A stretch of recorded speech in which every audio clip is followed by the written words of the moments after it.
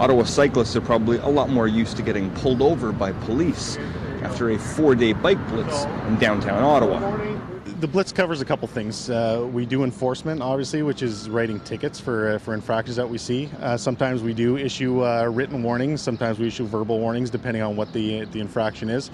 And part of the blitz also is education. So we want to make sure that the cyclists that are out on the roadways are familiar with the rules of the road and familiar with their responsibilities as a cyclist. It doesn't matter if you've got a helmet on or your hair is on fire. Every cyclist is getting stopped. The police want to do equipment checks. They got to make sure somebody has a working bell or a horn and that the brakes work, particularly the back brakes. If they aren't, you're getting a warning. We enforce the Highway Traffic Act. We enforce Ottawa bylaws.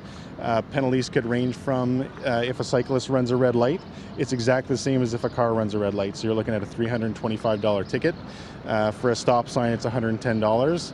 And then the bylaws for riding on sidewalks range from usually around the $65 to $80 range.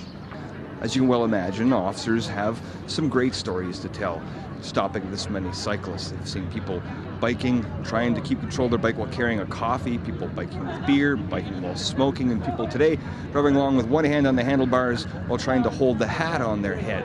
Of course, two hands at all times.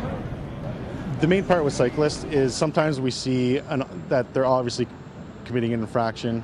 Sometimes it's just they're not aware of the rules of the road. So it goes hand in hand. That's why we do part education and part enforcement. We just, if there's an obvious blatant violation where somebody runs a stop sign or a red light at full speed versus maybe they're not aware that riding through a crosswalk is an actual infraction.